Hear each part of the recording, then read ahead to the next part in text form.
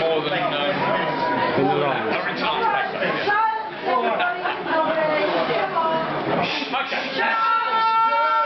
Okay, one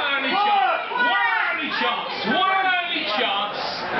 Every word will reduce my redundancy payment. So I will. That is the. Yeah, no, don't let any cameras, TV cameras. Has he started yet? Huh? He started yet? Yes, no, he started yesterday. Oh, no. Okay. Now, for all the young people who don't know, this is Teddy Editor. Teddy Editor! News International has a long experience of sacking people en masse, and it happened just after we moved to Wapping, and all those people quite faithfully went through the picket line, put the paper out, and then they sacked a load of them. Probably the old ones, over about 55. And no, wait, this is my work. No, it doesn't. That is the problem. Like, I tell you what, the last time he came out, the last time Teddy Editor came out, he was Teddy Ruxpin. He had a tape in the back, and he had batteries, and he had all the equipment and everything else. But much like most of the news corporation executives today, he's totally fucked. So I'm going to have to do it for him, unfortunately. But at that time, they sacked a load of people en masse, and no editor, no executive wanted to go and give the speech. So, in fact, Teddy Editor was actually deputed to go and do it. As a matter of fact, if anybody wants to read it, the story is in. It's actually recorded for posterity. So if anyone wants to read it, it's actually a recorded fact. It's in there, and Teddy Editor! anyway, it's come out today, and as you can see, can't even bloody open his eyes, but, you know, could be like lots of us. So I've been deputed, and as some of you may know, I do bump into one of our old editors, Patsy Chapman, on a sort of semi-regular basis. And, she scripted the original Teddy Editor speech, which was a Mickey take of Kelvin, who bottled out during the speech, basically, on several occasions. So Teddy Editor turned up, much to the dismay of the people who've been sacked wives, and we thought this was the end of their career. But if you're ready for some gallows humour, if you're not, you're best leave now. But anyway, scripted by Patsy and subbed by me. This is what Teddy Editor says now. I'm trying to do it with one hand. Okay. Hello, boys and girls. Now put those bloody Yankees away, you limp-wristed bunch of tosspot. Okay. This is a sad night, but you brought it on yourselves, you lazy wankers. Doing all those scoops, catching all those baddies, saving children from paedophiles. What on earth did you think you were doing? Award-winning journalism? For those of you who don't know, I am Teddy Editor, scourge of newsrooms everywhere, and I'm making a comeback for the very last edition of the News of the World.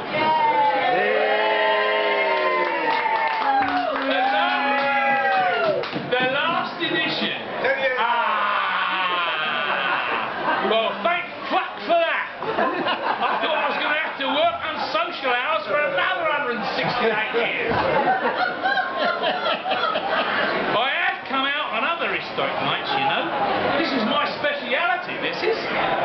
Like the time when a load of journalists crossed the Wapping picket line, got the sun going under new technology, and then got the sack. What a laugh I had that night. You mugs! It was the only time in newspaper history that a load of journos were sacked by a foul-mouthed ginger media star. Oh, well, maybe not. Anyway, hopefully, this is going to be a difficult time for you all, eh? For those wank pots in human resources, that's next to the Swine Flu Prevention Office, opposite the virtual coral reef environment department, by the way.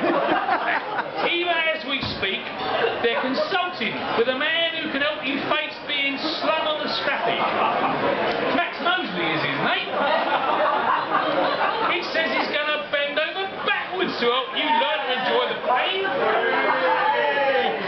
And that Hugh Grant, you know, that mop-haired angry bloke off the movies, he's been all over the telly as well, hasn't he? The news, Question Time, he's popped up more often than an actor's prick in a Hollywood lay-by. I heard him on the box the other night, rummishing the PCC, calling for a firmer press body. All right, boy. Well, he'd know all about that, wouldn't he? He's pressed a few firmer bodies in his time, eh? Then he said all the tabloids should shut down, and any decent journalist could migrate to what he calls the proper papers. So I rang him up and said, "Oi, Hugh, why can't we ban all that rom-com shit you do?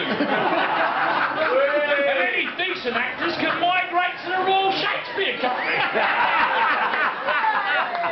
That might be a bit of a blow for him. Won't be the first time, though, eh? Anyway, I hear this new firmer press body is going to be have John Prescott as its secretary. See how he likes having the boss's hand shoved up his kilt. That Ed Miliband seemed really upset for us though, didn't he? He said it was people power that shut this paper down. I thought people power gave his lot a kick up the arse in the last election. But he wants to know what it feels like to have a job snatched from under your nose. He can always ask his brother. Anyway, enough of that. Just think how old this paper is though, boys and girls. Even Rupert wasn't around when it started, or that knobby Clark. The first news of the world rolled off the presses in 1843. It had a story about a magistrate who died on the sofa of a woman who wasn't his wife. The reporter paid the police half a shilling and a scrag end of land for that.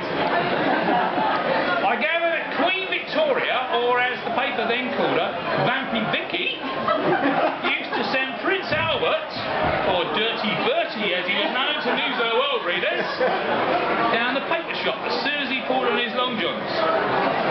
Madge couldn't wait for Sunday morning to see which musical singer or countess had been given a good old seeing to by their knuckle fighter.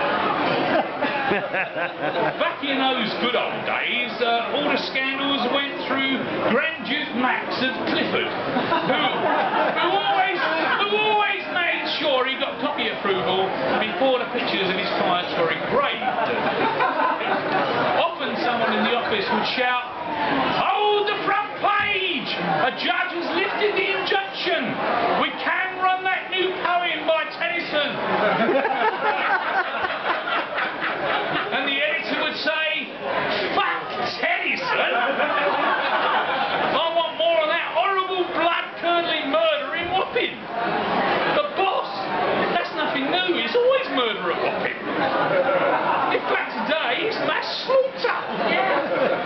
Well, boys and girls, let's hope the bloodletting stops here and no more tabloids close down like this. But at least you can sleep soundly in the knowledge that one famous red top is safe. Safe in the ballroom anyway. And you put out a brilliant final edition.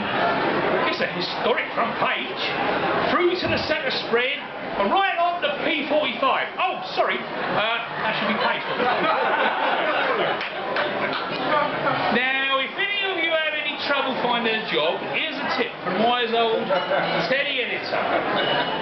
Don't tell them you work all hours at the award-winning, profit-making, biggest-selling newspaper in the country. Just say you're a kiddie fiddler, armed robber, pimp, or international drug dealer, and you might even get a government grant. Meanwhile, I suggest you enjoy the night like one of the football stars who graced our pages recently, with a good old banging out. And just be grateful it's not a right old banging out. Now, I've just got a final few words for you all. But first, I have to ask if I should talk to you as a poor, downtrodden bunch of saddos who've been given the heave-ho bunch of professional journalists ready to take on the world. Ah, professional journalists is it. Right, well fuck off, I'm busy.